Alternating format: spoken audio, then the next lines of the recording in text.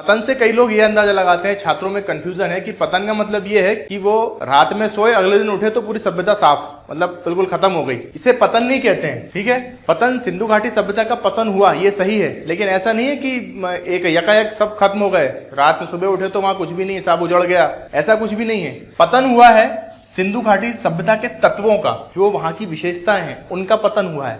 कई इतिहासकार विद्वान मानते हैं कि बाढ़ की वजह से पतन हुआ था। तो जैसे जॉन मार्शल, अर्नेस्ट मैके, इनका कहना है कि बाढ़ आई थी, बाढ़ में पूरे नगर आधे तबाह हो गए। जैसे अभी पाकिस्तान में सिनेरियो चल रहा है ना, तो आधे नगर तबाह हो गए, फसलें तबाह हो गई, व्यापार ठप हो गया, इसलिए धीरे धीरे पतन हो गया।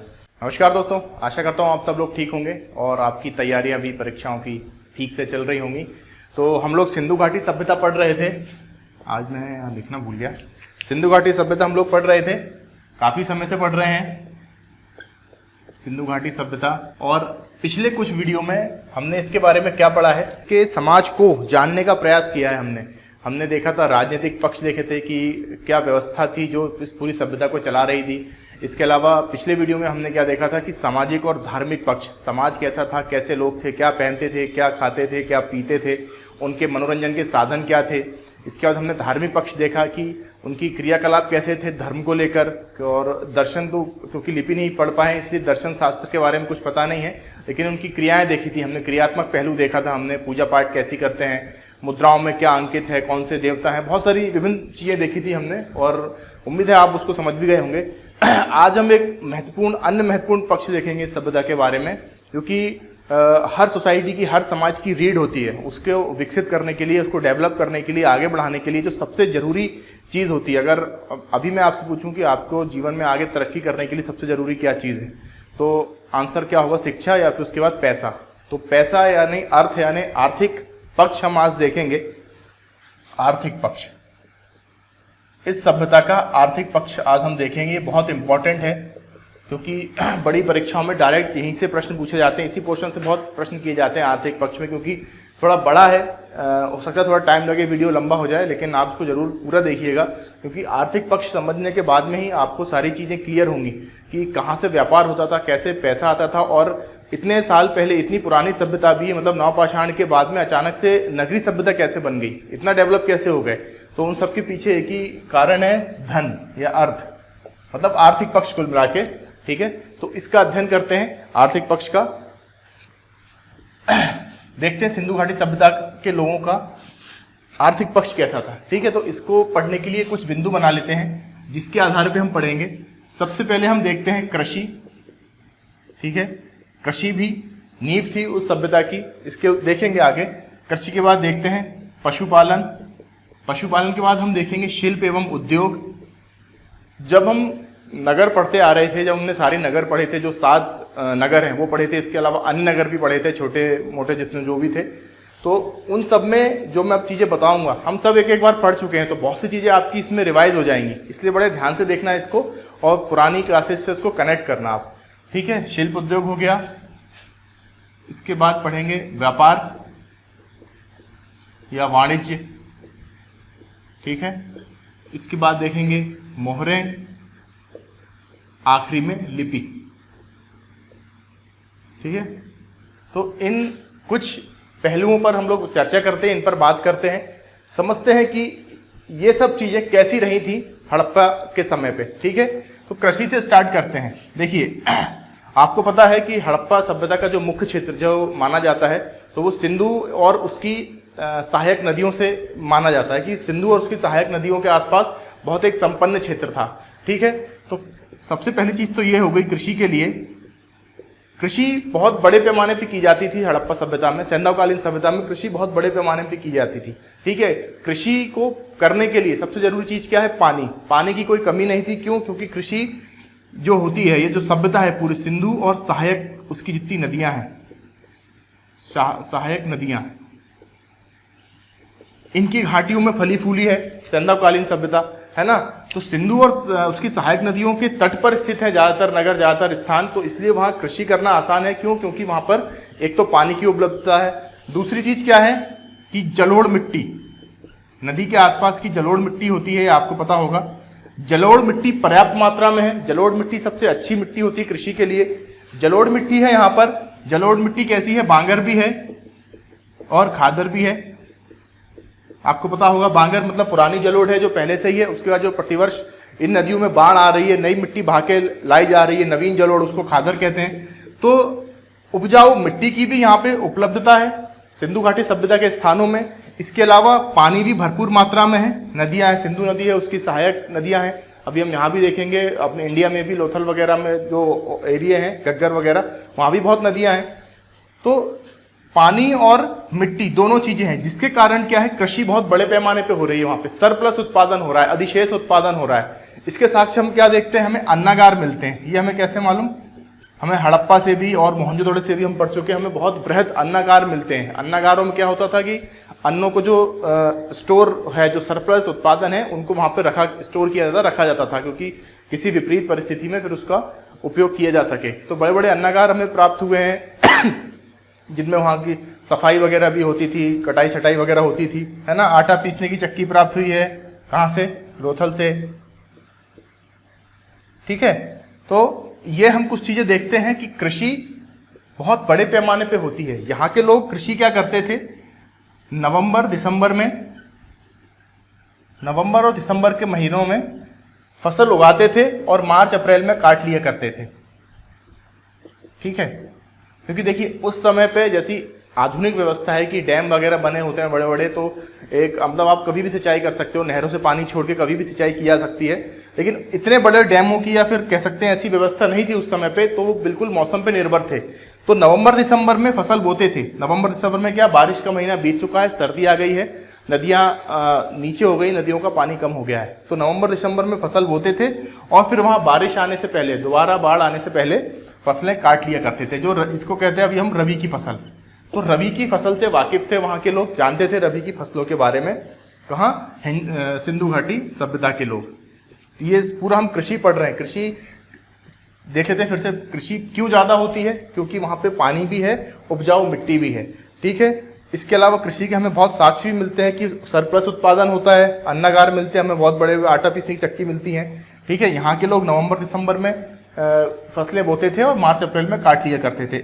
इसके अलावा देखते हैं सिंधु घाटी के लोग, थोड़ा ऊपर कर लेता हूँ, यहाँ के लोग मुख्यतः 9 प्रकार की फसलों से परिचित थे। मुख्य 9 फसलें हैं जहाँ जो लगभग हर स्थान से मिली हैं, वहाँ से यहाँ के लोग परिचित थे। देखते हैं कौन कौन सी हैं। गेहूँ है, कई जगह हमने पढ़ा है। गेहूँ के बाद जौ है, ठीक है। जौ के बाद कपास, तरबूज, खरबूज, मटर, तिल, राई और सरसों। 1 2 3 4 5 6 7 8 9, ये 9 फसलें हो गई, ठीक है।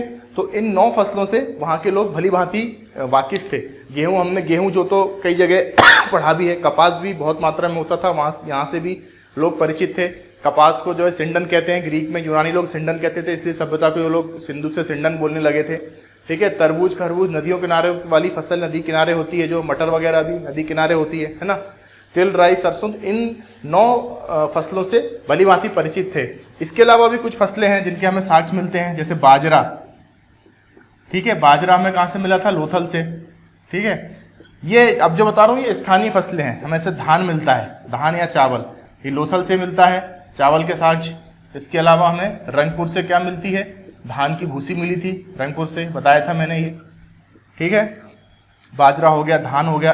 इसके अलावा हमें रागी, गोदो और ज्वार ये देखने को मिलता है हमें कहाँ से? रोजड़ी से। रंगपुर के पास में एक और जगह है रोजड़ी या रोजड़ी कहते हैं। रोजड़ी से हमें ये मोटे अनाज है, रागी, गोदो, ज्वार, ये भी देखने को मिलते हैं। तो कुल मिला के ये स्थानीय फसलें हैं। मुख्य फसलें भी हैं, इसके अलावा जो स्थानीय फसलें हैं वो भी हैं। तो कृषि आप ये कह सकते हैं कि अपने चरम पे थी उस समय पे। लगभग हर फसल वो लोग बो रहे हैं जो आज हम लोग बोते हैं, खाते हैं, वो लोग भी वही बो रहे हैं, वही खा रहे हैं। तो इस प्रकार हम इसके कृषि पक्ष को समझते हैं कि हड़प्पा सभ्यता में कृषि एक बहुत महत्वपूर्ण कार्य था और उसमें ये कह सकते हैं कि उनकी अच्छी खासी कमान थी। कृषि में उनकी सारी सुविधाएं थी और सारी फसल वो लोग लगभग उगा लिया करते थे, और जिससे भी जो उनका सरप्लस उत्पादन रहता है व्यापार में, विनिमय में काम आता था। आगे देखेंगे व्यापार और वाणिज्य वाले पार्ट में उसको, ठीक है। ये हो गया कृषि। अब चलते हैं पशुपालन पर, ठीक है।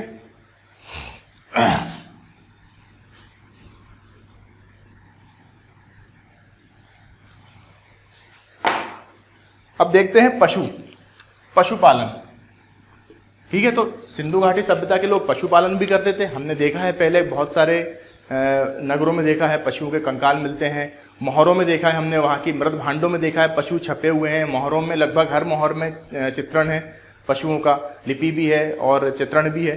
तो पशुपालन भी एक महत्वपूर्ण व्यवसाय या फिर महत्ता देखते हैं इसकी महत्व क्या था पशुपालन का सिंधुकालीन समाज में। तो क्या क्या इसके उपयोग थे, सबसे पहले देख लेते हैं कि परिवहन में पशुओं का उपयोग, पशु का महत्व देख रहे हैं यहाँ पे। सिंधुकालीन सभ्यता में पशुओं का उपयोग परिवहन के रूप में होता था। इसके अलावा देखें तो भोजन के रूप में होता था। भाई मांसाहारी होने के भी साक्ष्य मिले हमें, सिनौली से मिली थी ना जानवरों की हड्डियां, तो भोजन के रूप में भी इसका उपयोग करते थे। व्यापार के रूप में भी उपयोग करते थे, खरीद फरोख्त होती थी, पशु बिकते थे, पशुओं को खरीदा भी जाता था, ठीक है। मनोरंजन के रूप में भी करते थे उपयोग। हमने देखा है मुर्गे लड़ाते थे, मोर लड़ाते थे, सांड बैल भी लड़ाते थे, ठीक है। तो ऐसी बहुत सारी चीजें हैं जिसका पशुओं का इनकी महत्व था। और कृषि सबसे अधिक महत्व इसी में था। हमने देखा था जुता हुआ खेत मिलता है हमको कालीबंगा से, उसके अलावा बनवाली से हमें लकड़ी का एक मिट्टी की हल्की भी आकृति प्राप्त होती है। तो कृषि के लिए भी पशुओं का बहुत महत्व है। परिवहन, भोजन, व्यापार, मनोरंजन और कृषि, ये महत्व था उस समय हड़प्पा कालीन समय में पशुपालन का, ठीक है। अब देखते हैं कौन कौन से पशु ज्ञात थे। इसको मिटा देता हूं। देखिए मैं फिर कह रहा हूं आपसे, ये रटने वाली चीजें नहीं है, आपको सिर्फ ये समझते चलना है कि समाज कैसा था। मैं इसलिए मिटा देता हूं बार बार, आपको ये रटना नहीं है। अगर आपको कुछ पॉइंट बनाने हैं, कोई की पॉइंट बनाने हैं, तो आप मेरे साथ साथ उसको नोट्स में आप उसको अपडेट करते रहें, ठीक है। अब देखते हैं जानकारी।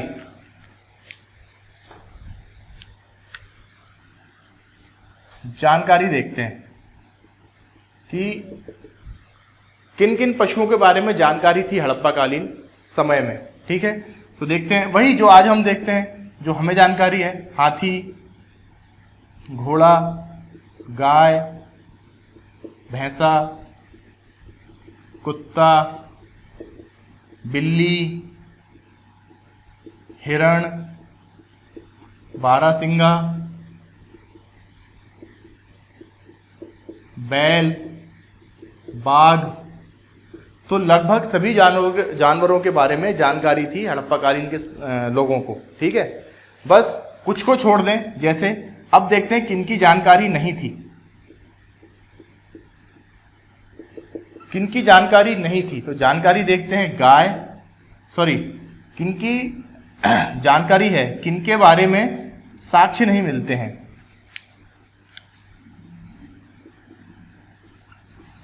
साक्ष्य नहीं, देखिए जानकारी तो सबके बारे में है, ठीक है। अब इनमें से अधिकतर जितने जानवर हैं सबके बारे में हमें कुछ ना कुछ मिला हुआ है, या फिर उनके मिट्टी के बने हुए सेल घड़ी के मिले हुए खिलौने मिले हैं, या फिर मुद्राओं में उनका अंकन है, मृत भांडों में उनका अंकन है। तो हमें समझ में आता है कि उससे परिचित तो हैं, ठीक है, लेकिन उनके साक्ष्य नहीं मिले हैं। तो किन किन के साक्ष्य नहीं मिले हैं, सबसे पहले देखते हैं गाय के, ठीक है। गाय का कहीं चित्रण नहीं है पूरी सिंधु घाटी सभ्यता में, किसी मृत भांड में, किसी मोहर में कहीं उसका चित्रण नहीं है, ठीक है। इसके अलावा फिर हम देखते हैं तो घोड़ा, ऊंट, ना घोड़े का कहीं चित्रण मिलता है, कहीं अंकन मिलता है सिंधु घाटी सभ्यता में, ठीक है। लेकिन घोड़े के अस्थि पंजा जरूर मिलते हैं हमें, मतलब घोड़े का कंकाल मिला हुआ है, लेकिन उसके सभ्यता में जो चीजें चल रही हैं, मुद्राएं हैं, मृदभांड हैं, सिक्के हैं, वहां कहीं नहीं मिल रहा है, ठीक है। तो घोड़े के अस्थि पंजा जरूर मिल रहे हैं, मतलब घोड़े के बारे में जानकारी तो थी कि ये जानवर घोड़ा होता है, तभी तो वहां मरा होगा, दवा होगा, उसकी हड्डियां मिली होंगी। लेकिन उतनी जानकारी नहीं थी, उस लेवल पे नहीं था घोड़े के बारे में जानकारी कि उसको कहीं चित्रित कर सके, छाप सके, उसकी वैल्यू नहीं थी, ये कह सकते हैं, ज्यादा वैल्यू नहीं थी घोड़े की। तो जैसे हम देखते हैं कि लोथल में, सुरकोतड़ा में हमें क्या मिला था, अस्थि पंजर मिलता है घोड़े का, ठीक है, ये कॉन्सेप्ट प्लस फैक्ट दोनों आपके साथ में चलते जा रहे हैं। ये पूरा कॉन्सेप्ट बता रहा हूँ मैं, बीच बीच में ये फैक्ट आ जाते हैं। जैसे घोड़े का अस्थि पंजर कहाँ मिला था, तो सुरकोतड़ा में। ठीक है, इसके अलावा पाकिस्तान में एक जगह है राना घुंडई, राना घुंडई में घोड़े के दांत मिलते हैं। तो इससे हमें समझ में आ रहा है घोड़ा था उस समय, उसके बारे में जानकारी थी, लेकिन इतनी वैल्यू नहीं थी जैसे उनका चित्रण या अंकन किया जा सके। ठीक है, ऊंट की हड्डी मिलती है हमें कालीबंगा में, लेकिन ऊंट का चित्र कहीं नहीं मिलता है ना। तो जानकारी सभी की है, बस गाय, घोड़ा और ऊंट, इनके बारे में कहीं चित्रण या कहीं अंकन नहीं मिलता है। हो सकता है किसी लिपि में लिखा हो, जो उन्होंने लिपियां मिली हैं उसमें किसी में लिखा हो घोड़ा, गाय या ऊंट के बारे में, लेकिन पढ़ नहीं पाए हैं तो हमें उसके बारे में पता नहीं है। तो हम तो यही मान के चलते हैं कि गाय, घोड़ा, ऊंट के बारे में हमें कोई चित्रण नहीं मिलता है। इसके अलावा एक पशु है सिंह, शेर। ठीक है, शेर के बारे में भी कोई साक्ष्य नहीं मिलता है। एक मोहर, कुछ मोहरें मिली हैं इनफैक्ट मोहनजोदड़ो में, जहाँ शेर चित्रित है मोहर में, लेकिन वो मोहर अपने यहाँ की नहीं है, सिंधु घाटी सभ्यता की नहीं है। वो मोहर है मेसोपोटामिया सुमेरियन सभ्यता की, जो व्यापार के दौरान आदान प्रदान की होगी, तो एक्सचेंज होकर यहाँ आ गई होगी। तो सिंह का भी, गाय, घोड़ा, ऊंट और सिंह, इनके बारे में हमारे कोई साक्ष्य, कोई जानकारी नहीं मिलती है। ठीक है, आगे बढ़ते हैं, इसको मिटा देते हैं, अगले पॉइंट पे चलते हैं, शिल्प एवं उद्योग पर। कृषि समझ गए आप लोग, कृषि क्यों ज़्यादा होती थी, क्या क्या होता था। ठीक है, कौन कौन सी फसलें वो लोग यूज़ करते थे। पशुपालन समझ गए, इसका महत्व समझ गए पशुपालन का। अब देखते हैं हमारा क्या है, शिल्प एवं उद्योग। ठीक है, शिल्प एवं उद्योग भी हमने पढ़े हुए हैं, इसके बारे में देखते हैं। तो यहाँ हम देखते हैं शिल्प में कपड़ा, मृदभांड, मनके और सीप। तो शिल्प एवं उद्योग में हम देखते हैं हड़प्पा कालीन समय में हमें ये कुछ उद्योग देखने को मिलते हैं, इनके साक्ष्य मिलते हैं, जैसे कपड़ा, मृदभांड, मनके और सीप का। अगर आपसे पूछा जाए प्रश्न में कि हड़प्पा कालीन या सिंधु कालीन समय में वहाँ के रहवासियों का प्रमुख उद्योग क्या था, तो वो है, प्रमुख व्यवसाय क्या था, तो वो है कपड़ा। ठीक है, फर्स्ट नंबर पे कपड़ा है, सेकंड नंबर पे मनके हैं। मनके भी खूब बनाते थे, इसकी ज्वेलरी बनती थी, आगे बात करेंगे उस पर। तो प्रमुख कपड़ा क्या है, प्रमुख उद्योग है, सिंधुकालीन लोगों का प्रमुख उद्योग है कपड़ा। ठीक है, कपड़े कैसे होते थे, हमने पहले चर्चा की थी इस पे कि सूती कपड़े होते थे और ऊनी भी होते थे। ठीक है, सूती कपड़े कैसे होते थे, सादे भी थे और कढ़ाईदार भी थे। ठीक है, वो ध्यानमग्न योगी की प्रतिमा दिखाई दी, आपको ध्यान होगा, उसमें वो कढ़ाईदार एक शॉल ओढ़ा हुआ है ना। इसके अलावा हम देखते हैं कपास की तो खेती हुई करती थी, सिंडन जो कहते हैं कपास की खेती थी, कपास ही उपयुक्त मात्रा में था, इस कारण कपड़े का व्यवसाय भी अपने चरम पर था उस समय में। तो कपड़े का अच्छा खासा व्यापार यहाँ पर होता था। मृदभांड देखते हैं, तो मृदभांड में देखते हैं, मृदभांड धातु दो तरीके के प्राप्त होते हैं, धातु और मृदा के। ठीक है, बर्तन मिलते हैं, धातु के भी मिलते हैं, मृदा के भी बर्तन मिलते हैं। अब ये बनाए कैसे गए हैं, तो ये जो बर्तन है ये हमें चाक के भी मिलते हैं और हाथ के बनाए भी मिलते हैं। चाक मतलब वो कुम्हार जिस पे बनाता है पहिया घुमा के, तो चाक पे भी बनाए हुए बर्तन भी मिले हैं, हाथ से निर्मित भी बर्तन मिले हमें सिंधुकालीन सभ्यता में। ये बर्तन कैसे हैं, ये हैं लाल रंग के, इनमें लाल रंग का उपयोग किया गया है, ये इंपॉर्टेंट पॉइंट है भैया। ठीक है, मैं फिर कह रहा हूँ, कॉन्सेप्ट भी है और ये फैक्ट भी चल रहे हैं। लाल रंग के बर्तन प्राप्त हुए हैं सिंधु घाटी सभ्यता में, जिसमें काले रंग से ज्यामितीय रचनाएं बनी हैं। ज्यामितीय रचनाएं मतलब पुष्पाकार, फूल जैसी आकृतियां, पुष्प जैसी आकृतियां बनी हुई हैं काले रंग से, उसमें पट्टी बनी हुई है। जैसे एक लाल पॉट है, आप गूगल पे भी देख सकते हैं, लाल पॉट है, उसमें काले रंग से एक पट्टियां बनी हैं, उन पट्टियों में पुष्पाकार आकृतियां हैं, ज्यामितीय संरचनाएं हैं। ठीक है, तो मृदभांड कैसे हैं, धातु मृदा के भी हैं, चाक के भी बने हुए हैं, कुछ हाथ से भी बने हुए हैं, और अधिकतर कैसे हैं, लाल रंग के हैं, जिसमें काले रंग की ज्यामितीय संरचनाएं बनी हुई हैं। तो ये हमारा हो गया मृदभांड वाला पार्ट। अब हम आगे बढ़ते हैं, अब देखते हैं हमारा व्यापार एवं वाणिज्य। ठीक है, इंपॉर्टेंट पॉइंट है ये वाला, ये आप समझ गए शिल्प उद्योग। अब चलते हैं, अच्छा अभी ये रह गया मनके और सीप, ठीक है, मृदभांड हो गया अभी ना। हाँ अब मनके और सीप रह गया। चलिए मनके देख लेते हैं। तो मनके भी कैसे मिलते हैं हमें सबसे पहले देख लेते हैं मनके होते क्या हैं। आपको यहाँ स्क्रीन पर अभी एक पिक्चर मैंने लगाई है, दिख रही होगी। तो इसमें जो बीड्स हैं यही मनके कहलाते हैं। ये बहुत सारे तरीकों से बनते थे, जैसे सोने के मनके भी होते थे। मैंने बताया था जो एलाइट वर्ग है, जो पुरोहित वर्ग था, वो सोने के मनके, चांदी के, ठीक है, फिरोजा, सीप, शंख, तो ऐसे कई चीज़ों, मिट्टी के भी थे मनके, मिट्टी के मनके। तो ऐसे कई चीज़ों के ये मनके बनते थे, ठीक है, जो कि ज्वेलरी में, जिसका आभूषणों में जिसका इस्तेमाल किया जाता था। और इसके अलावा हम देखते हैं कहाँ बनते थे। तो हमें दो मुख्य कारखाने मिलते हैं इसके, एक लोथल में और एक चन्हूदड़ों में, ठीक है। तो मनके बनाने के कारखाने हमें लोथल चन्हूदड़ों में मिलते हैं और मनके यहाँ से इन चीज़ों से बनाए जाते थे, ठीक है। सीप के बारे में देखते हैं। तो सीप उद्योग हमें कहाँ मिलता है, पढ़ा था हमने पाकिस्तान में जो बालाकोट है, बालाकोट और लोथल दोनों बंदरगाही नगर हैं, बंदरगाह के पास हैं, समुद्र के किनारे के नगर हैं, इसलिए वहाँ समुद्र में ही मिलेगी सीप। इसलिए सीप उद्योग यहाँ अधिक फला फूला, बालाकोट में और लोथल में। तो ये आपका शिल्प एवं उद्योग कंप्लीट हो गया। अब चलते हैं व्यापार एवं वाणिज्य की ओर। ये बड़ा पॉइंट है इसलिए इसको अलग से लिखता हूं, व्यापार और वाणिज्य को।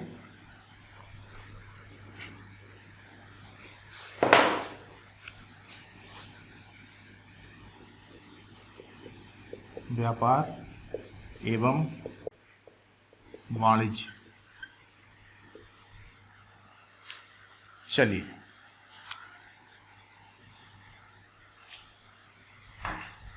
अब व्यापार और वाणिज्य को समझने के लिए कुछ और पॉइंट मैंने बनाए हुए हैं, आइए उनसे समझते हैं कैसा था वहाँ का व्यापार, ठीक है। देख लेते हैं। सबसे पहले हम देखेंगे व्यापार की दशा और दिशा। व्यापार था कैसा और कहाँ कहाँ से था, ठीक है। फिर हम देख लेंगे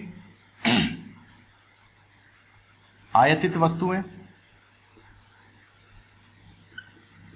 किन वस्तुओं को आयात करते थे हड़प्पा कालीन लोग, मतलब कौन सी वस्तुएं थी जो बाहर से बुलाते थे और कौन सी ऐसी वस्तुएं थी जो निर्यात करते थे, बाहर भेजते थे, ठीक है। इसके बाद देख लेंगे परिवहन के साधन, परिवहन मार्ग, ये इंपॉर्टेंट नहीं है, ठीक है। देखते हैं व्यापार की दशा और दिशा देख लेते हैं। तो व्यापार, हड़प्पा समय में व्यापार सबसे पहले मैंने क्या बताया, कृषि। उसके बाद जो सबसे महत्वपूर्ण चीज है जो इस पूरी सभ्यता की रीढ़ है, पहले मैंने बताया था ना कि पैसा होना चाहिए, सभ्यता की रीढ़ है व्यापार। क्योंकि हमने राजनीतिक पक्ष जब देखा था हमने हड़प्पा सभ्यता का, तो उसमें भी अधिकतर इतिहासकारों का क्या मानना है कि इस पूरी सभ्यता को वणिक वर्ग चलाता था, व्यापारिक वर्ग इसको चलाता था। तो सबसे महत्वपूर्ण बिंदु यही हो गया व्यापार। व्यापार अच्छा है तभी सभ्यता चल रही है, तभी प्रशासन मजबूत है। व्यापार जहाँ कमजोर पड़ने लगेगा, आगे हम देखेंगे जिसके पतन के कारणों में प्रशासनिक, कई लोगों का मानना है कि प्रशासनिक शिथिलता की वजह से सभ्यता का अंत होता है, तो उसमें व्यापार भी एक महत्वपूर्ण कड़ी है, ठीक है। तो व्यापार हम देखते हैं सिंधु सभ्यता में कैसा हो रहा है। आंतरिक व्यापार भी है, आंतरिक या फिर अंतरराज्यीय, मतलब सिंधु घाटी क्षेत्र में भी व्यापार हो रहा है। जैसे लोथल से सुरकोतड़ा भेज दिया, सुरकोतड़ा से बालाकोट भेज दिया सामान, वहां से हड़प्पा भेज दिया, वहां से मोहनजोदड़ो भेज दिया, तो अंदर अंतरराज्यीय भी चल रहा है। इसके अलावा बाहरी या फिर अंतरराष्ट्रीय, ठीक है, ये व्यापार भी कर रहे हैं हड़प्पा के लोग, ठीक है। अब देखते हैं कि आंतरिक व्यापार में कहां कहां से क्या व्यापार हो रहा है। तो आंतरिक व्यापार में हम देखते हैं कश्मीर से हो रहा है व्यापार, काठियावाड़ से हो रहा है, काठियावाड़ मतलब गुजरात सौराष्ट्र वाला क्षेत्र, और हम देखते हैं कोलार या मैसूर से, यहां से भी व्यापार हो रहा है। बाहर में देखते हैं बाहर कहां कहां से व्यापार होता है। तो बाहर हम देखते हैं मेसोपोटामिया मतलब सुमेरियन सभ्यता,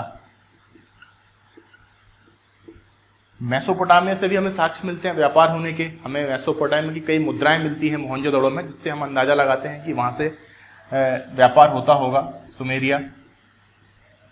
ठीक है, इसके बाद मिस्र से देखते हैं, मिस्र से भी व्यापार होता है, इसके साक्ष्य मिलते हैं हमें एक लोथल से क्या मिलती है, मम्मी का मॉडल मिलता है ना। तो मम्मी का मॉडल से हमने अंदाजा लगाया कि यहाँ के लोग वहाँ जाते होंगे तब उनने वहाँ मम्मी देखी होगी, तो यहाँ बनाने का प्रयास किया होगा मिस्र में। इसके बाद देखते हैं फारस की खाड़ी से व्यापार होता था। ठीक है, फारस की खाड़ी के बाद देखते हैं तो अफगानिस्तान और ईरान के क्षेत्रों से भी व्यापार होता था। ठीक है, तो ये हो गया इसके अंतर्राज्यीय। हमने आंतरिक व्यापार कहाँ कहाँ से होता था, कश्मीर वगैरह जो कीमती पत्थर है कश्मीर से आता था, काठियावाड़ क्षेत्र से भी बहुत सारी चीज़ें आती थी, कोलार से सोना वगैरह आता था, है ना। और बाहरी से हम देखते हैं मेसोपोटामिया सुमेरियन सभ्यता से भी व्यापार होता है। आगे इनको देखेंगे कि क्या क्या साक्ष्य मिले। मिस्र से हमने देखा, फारस की खाड़ी से हमें एक फारस की खाड़ी से आपको ध्यान होगा लोथल में एक मोहर मिली थी, 2 मुँह के राक्षस वाली, जो फारस की मोहर थी। इससे हमें अंदाजा लगता है कि फारस की खाड़ी से भी व्यापार होता होगा। और अफगानिस्तान ईरान से भी हमें चांदी और लाजवर्त मणि मिलते थी, वहाँ से हम लोग लेते थे। आगे देखते हैं, चलिए अब यहाँ देखते हैं मेसोपोटामिया का, देखते हैं मेसोपोटामिया से हमें क्या साक्ष्य मिलते हैं मेसोपोटामिया से व्यापार होने के। सबसे पहले बताया मैंने कि हमें मुद्राएं मिलती हैं, मोहरें मिलती हैं हमें, मेसोपोटामियन मोहरें, जो इसमें सिंह का चिन्ह अंकित था, वो हमें मोहनजोदड़ो से मिली है। इसका मतलब वहाँ से व्यापार होता था। इसके अलावा देखते हैं जो उस तत्कालीन जो सभ्यता थी, सुमेरियन सभ्यता थी, वहाँ पे कुछ नगर थे जैसे उर, किश, टेपर, तेल असर,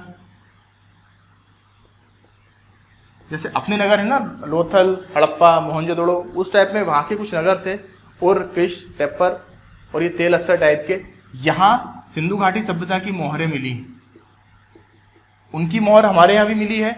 और सुमेरियन या मेसोपोटामियन सभ्यता के जो नगर हैं, ये वहाँ के बड़े नगर थे, यहाँ पर हमारी मोहरें मिली हैं। तो इससे अंदाजा लगता है कि उनके साथ में हमारा व्यापार था। इसके अलावा मेसोपोटामियन सभ्यता में एक राजा रहे हैं अक्कड़। अक्कड़ नाम का एक राजा था, वहाँ का एक प्रसिद्ध राजा रहा है अक्कड़। अक्कड़ राजा का एक अभिलेख मिला है जिसे सारगोन अभिलेख कहते हैं। सारगोन का अभिलेख या सारगोन अभिलेख कहते हैं। इस अभिलेख के बारे में हमें जानकारी मिलती है, क्योंकि हमारी तो हम लिपि पढ़ नहीं पाए, कोई अभिलेख पढ़ नहीं पाए, लेकिन जो सुमेरियन जो अक्कड़ राजा है उसका एक सारगोन अभिलेख हम मिलता है हमें 2350 ईस्वी का, 2350 ईस्वी का हमें वो मिलता है, BCE का। तो वहाँ हमें मालूम पड़ता है, उसके सारगोन अभिलेख से कुछ चीज़ें मालूम पड़ती हैं हमें। देखते हैं, आइए देखते हैं क्या चीज़ें मालूम पड़ती हैं। ये मिटा रहा हूँ, ठीक है।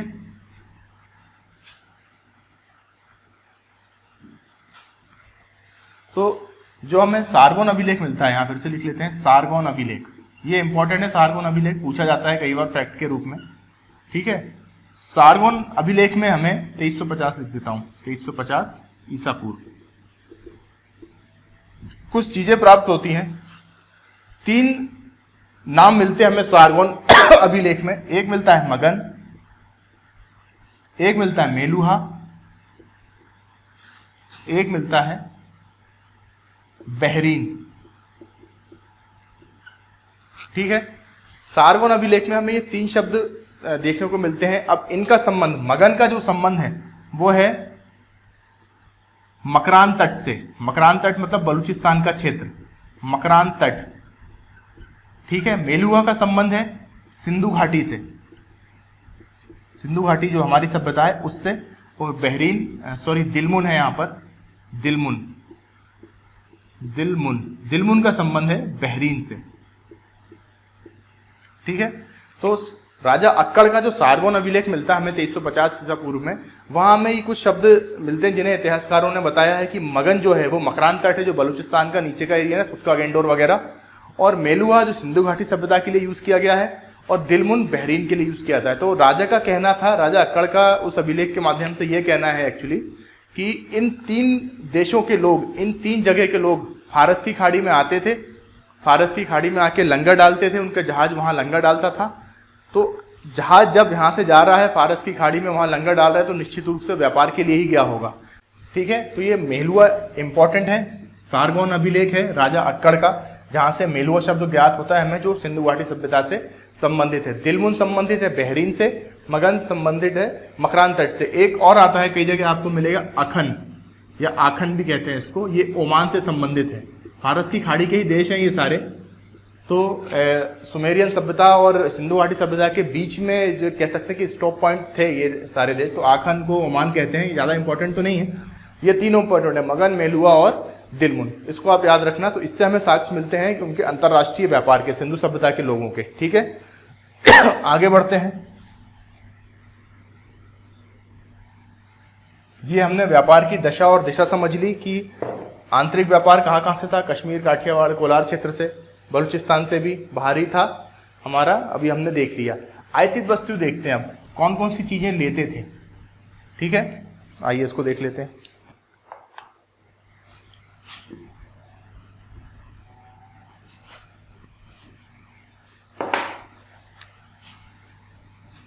सबसे पहले देखते हैं आयातित चीजों में बहुमूल्य पत्थर। बहुमूल्य पत्थर मंगवाते थे। ठीक है, कहां से? कश्मीर से, कश्मीर और काठियावाड़। कश्मीर और काठियावाड़ से बहुमूल्य पत्थर वहां के लोग मंगवाते थे। इसके बाद एक होता था अर्ध कीमती पत्थर, ये बलूचिस्तान से आता था। ठीक है, ये आपको यहाँ पे याद करने पड़ेंगे क्योंकि ये डायरेक्ट पूछ लिए जाते हैं कि अर्ध कीमती पत्थर कहाँ से मंगाया जाता था हड़प्पा समय में। ठीक है, इसके बाद हम देखते हैं सोना। सोना कोलार से आता था, KGF, है ना। इसके बाद हम देखते हैं तांबा। तो तांबा आता था खेतड़ी, राजस्थान से, और मद्रास से भी आता था। ठीक है, कुछ चीजें हो गई। बहुमूल्य पत्थर हो गया, कश्मीर या काठियावाड़ क्षेत्र से आता था। अर्धकीमती पत्थर बलूचिस्तान से आता था। सोना कोलार से, और तांबा खेतड़ी और मद्रास से आता था। ठीक है, इसके बाद देखते हैं तो लार्जवद मणि,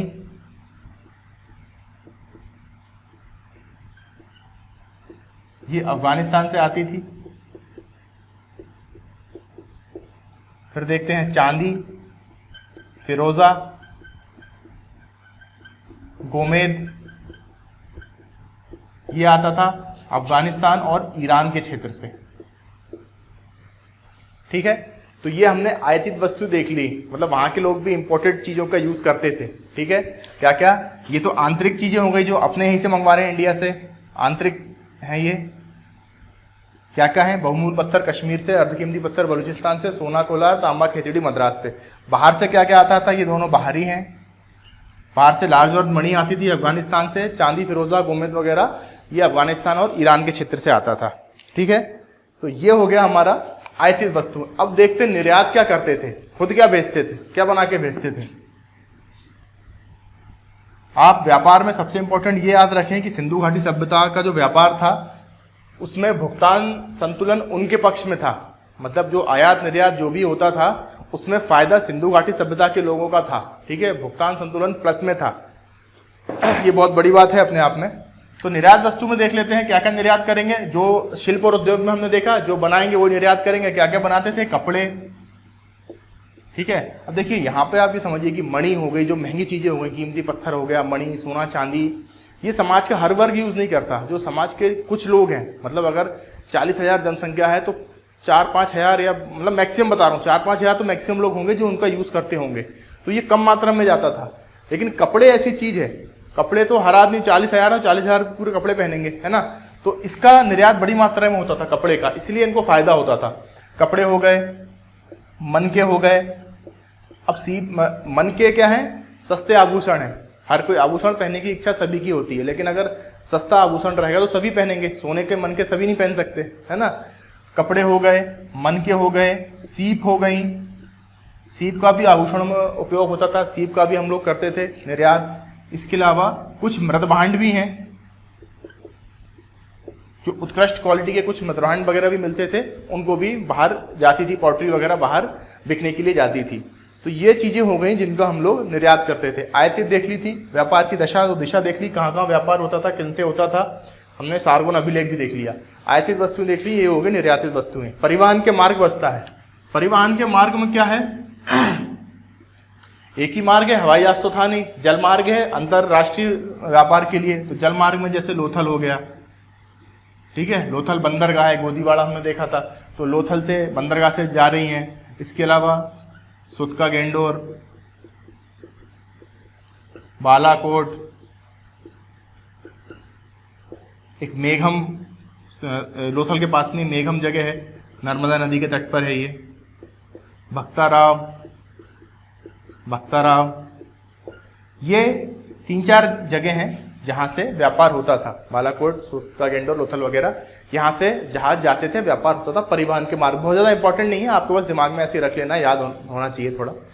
तो ये हमने व्यापार एवं वाणिज्य देख लिया उसके, कि व्यापार की दशा दिशा क्या थी, आयातित वस्तुएं क्या थी, निर्यात क्या था होता था, और मार्ग क्या था, कहाँ से होता था।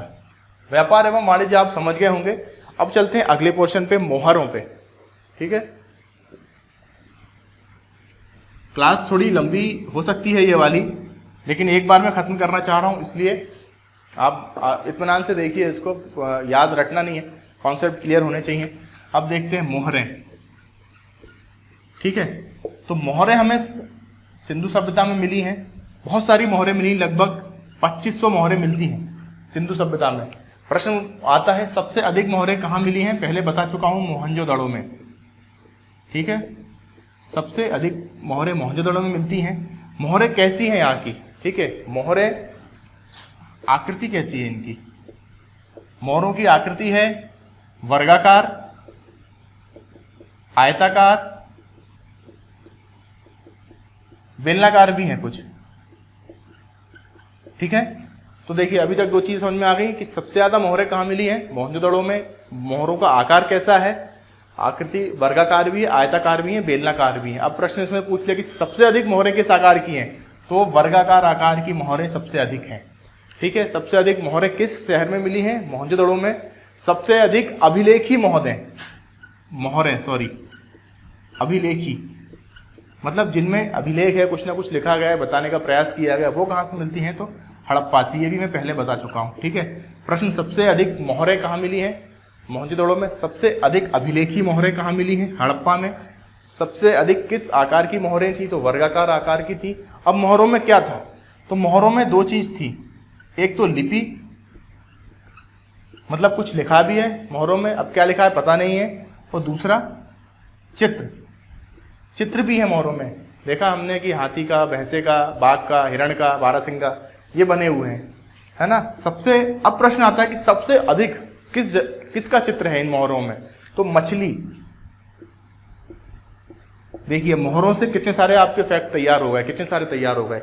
सबसे अधिक, पहले तो संख्या हो गई 2500, सबसे अधिक मोहनजोदड़ो में, सबसे अधिक अभिलेखी हड़प्पा में। फिर देखें तो आकृति कैसी है, आकृति देख ली।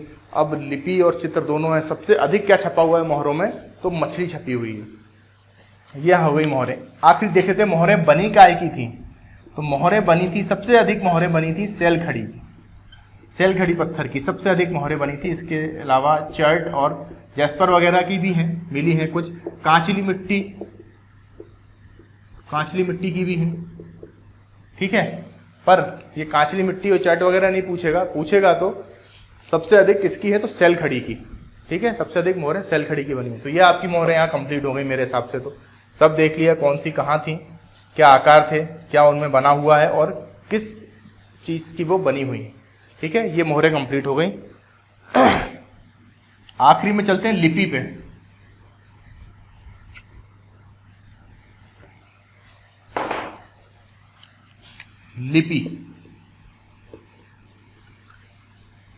लिपि के बारे में हम 2-3 फैक्ट जान लेते हैं पहले। ये तो सबको, आपको अब तक मालूम पड़ गया होगा जब से सिंधु घाटी सभ्यता पढ़ रहे हैं, 6-7 वीडियो हो गए हैं, कि लिपि पढ़ी नहीं जा सकी है। ठीक है, पढ़ी नहीं जा सकी है। इसके अलावा अगर देखें तो 1853 में क्या होता है कि सबसे पहले खोज की जाती है लिपि की। 1853 में ही जब वो इसके टीले देखे गए थे चार्ल्स मेसन द्वारा, तभी इसकी खोज की गई थी, और 1920 तक आते आते पूरी लिपि ज्ञात कर ली गई है। पूरी लिपि ज्ञात कर ली गई है सिंधु घाटी सभ्यता की। ठीक है, ये कुछ उसके बारे में फैक्ट हो गए, खोज कब हुई और कब तक हमने पूरी ज्ञात कर ली है। अब आगे देखते हैं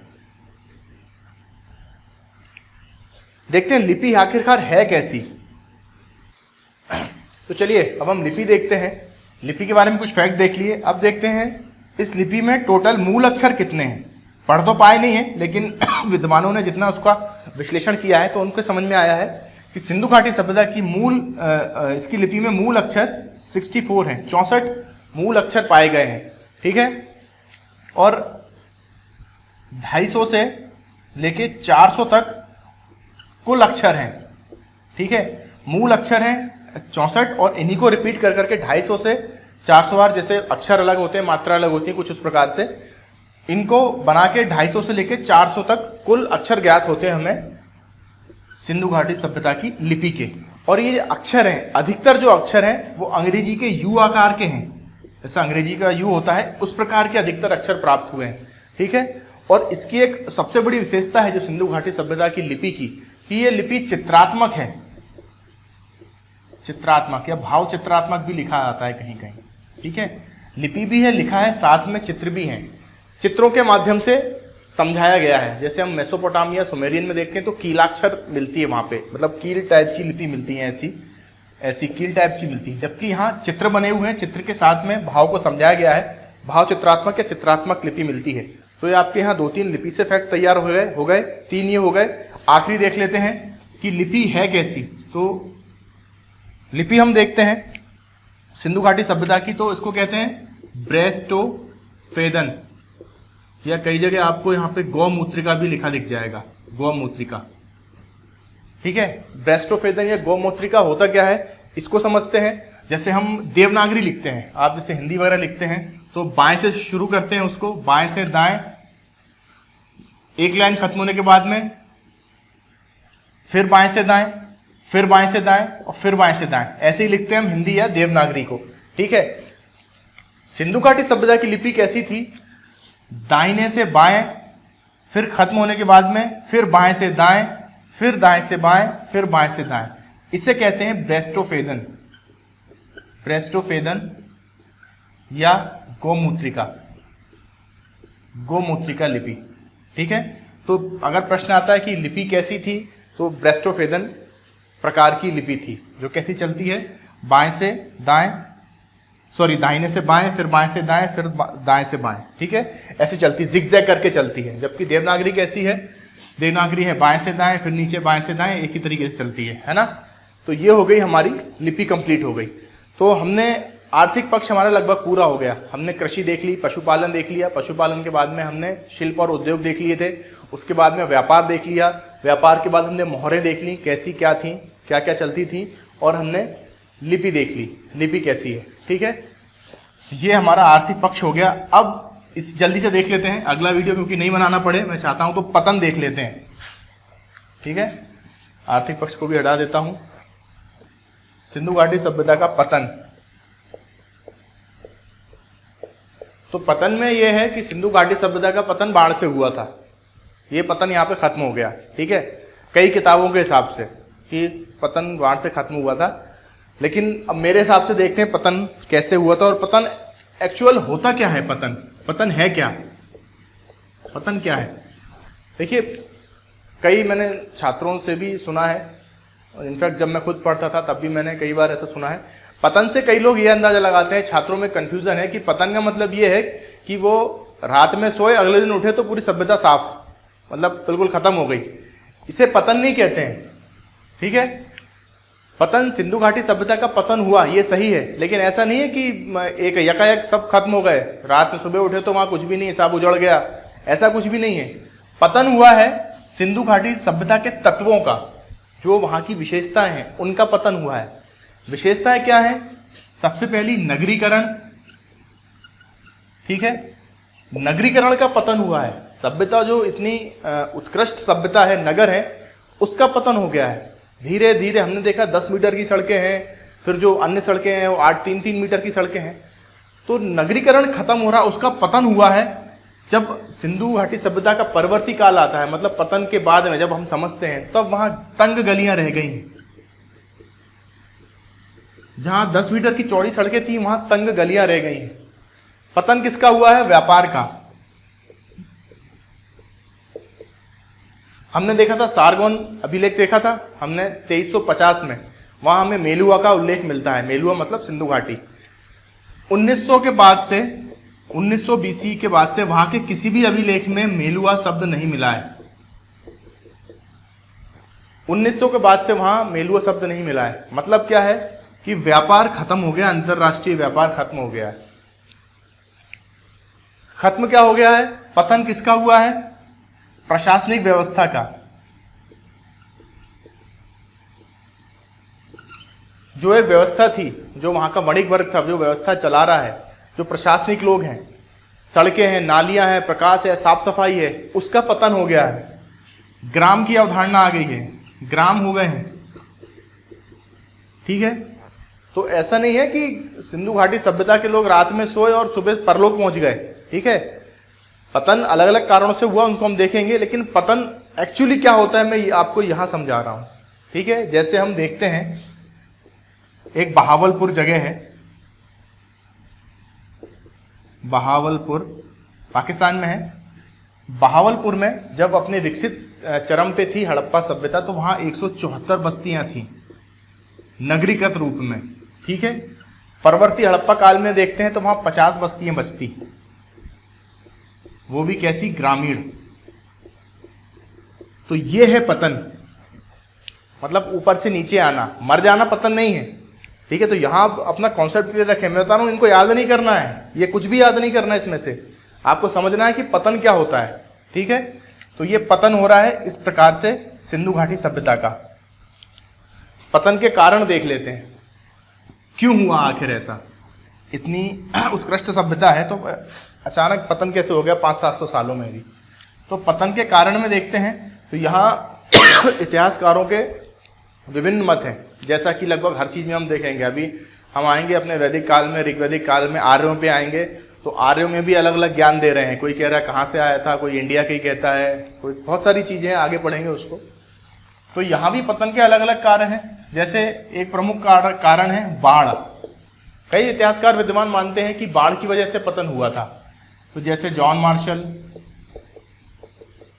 अर्नेस्ट मैके, इनका कहना है कि बाढ़ आई थी, बाढ़ में पूरे नगर आधे तबाह हो गए। जैसे अभी पाकिस्तान में सिनेरियो चल रहा है ना, तो आधे नगर तबाह हो गए, फसलें तबाह हो गई, व्यापार ठप हो गया, इसलिए धीरे धीरे पतन हो गया। ठीक है, मलेरिया, एक KUR, ये मैं बताया हूँ पहले भी, KUR कैनेडी महोदय हैं। उन्होंने कहा था कि मलेरिया फैल गया था, कुछ हड्डियों कुछ कंकालों में मलेरिया के साक्ष्य मिले थे DNA के दौरान। उनका कहना था कि मलेरिया फैल गया था, तो वहाँ के आधी से ज़्यादा जनसंख्या खत्म हो गई। जनसंख्या खत्म हो गई तो धीरे धीरे सारा उनका प्रशासनिक ढांचा गिर गया। ठीक है, एक इसमें विद्वान मानते हैं जलवायु परिवर्तन, अमलानंद घोष और जॉन मार्शल। इनका कहना है कि जलवायु परिवर्तन हुआ, जिससे वहां के लोग इसे अडॉप्ट नहीं कर पाए, उसमें उसके अनुकूल नहीं हो पाए, सरवाइव नहीं कर पाए, तो वहां के लोग मरने लगे और प्रशासनिक व्यवस्था लचर हो गई, इसलिए उसका पतन हो गया। एक थ्योरी है अदृश्य गाज, ये है एक M देमित्रिदेव, एक ये महोदय हैं, इनकी भी अलग ही थ्योरी है। इनका कहना है अदृश्य गाज गिर गई थी, कोई ऐसी भयानक बिजली गिरी कि पूरी सभ्यता निपट गई। पता नहीं कैसे उन्होंने ये थ्योरी दी है। देमित्रिदेव रशियन है, उनका ये मानना है अदृश्य गाज का। ठीक है, तो और भी कुछ है, जैसे देखते हैं तो जनसंख्या वृद्धि, जनसंख्या वृद्धि, ये जॉर्ज डेल्स महोदय का मानना था कि इतनी ज़्यादा विकसित हो गई सभ्यता, इतनी ज़्यादा जनसंख्या बढ़ गई वहाँ पे कि ज़रूरत से ज़्यादा चली गई जनसंख्या, तो लोगों के पास में जो अभी अधिशेष उत्पादन हो रहा था, सरप्लस, वो बंद हो गया। सॉरी, अनाज की कमी पड़ने लगी, व्यापार धीमा पड़ गया, जिससे सभ्यता का पतन हुआ। तो ये नाम अगर आप चाहें तो याद रख सकते हैं, कभी कभी नाम से डायरेक्ट क्वेश्चन बन सकता है, बाकी और कुछ रटने की जरूरत नहीं है। मेरा पतन पढ़ाने का कारण सिर्फ यही था कि आप पतन को समझें, एक्चुअल पतन होता क्या है। अभी हम जब मगध देखेंगे, उत्कर्ष और पतन दोनों देखेंगे, मगध का राज्य का, आगे भी बहुत सारे राज्य देखेंगे, बहुत सारी साम्राज्य देखेंगे जिनका उत्कर्ष और पतन दोनों देखेंगे, इसलिए आपका पतन का जानना बहुत जरूरी है। ठीक है, तो अब मैं कह सकता हूँ कि सिंधु घाटी सभ्यता हमारा कंप्लीट हो चुका है। सारे पक्ष इसमें से जितना भी तक पढ़ाया है, अगर आप पूरा पढ़ लेंगे तो गारंटी है आप एक भी क्वेश्चन छोड़कर नहीं आएंगे सिंधु घाटी सभ्यता का। कॉन्सेप्ट सारे क्लियर हैं, फैक्ट सारे क्लियर हैं, और एक तो आप लोग कमेंट करके कुछ बताते नहीं हो। अगर आप बताओ मुझे तो इसका एक पूरा रिवीजन वीडियो ला सकता हूँ, जिसमें जो आप लोगों का फेवरेट पॉइंट रहता है, वन लाइनर, फैक्ट का एक वीडियो ला सकता हूँ। 40-50 ऐसे फैक्ट लेकर आएंगे जिसमें वन लाइनर रहेंगे, जिसमें पूरी सिंधु घाटी सभ्यता का रिवीजन हो जाएगा, है ना। तो अगर आप कहेंगे तो वैसा कर सकता हूँ। बाकी मेरे हिसाब से सिंधु घाटी सभ्यता समाप्त हो गई है, पूरा पढ़ लिया है, कुछ इसमें पढ़ने लायक नहीं है, बिल्कुल अच्छे से सब पढ़ा हुआ है, ठीक है। हाँ, और अगर आप कहें तो अब नेक्स्ट वीडियो इसका रिवीजन का लाऊं, नहीं तो फिर हम वैदिक काल स्टार्ट करेंगे, हमारा ऋग्वैदिक और उत्तर वैदिक काल, ठीक है। आज के लिए इतना ही, धन्यवाद।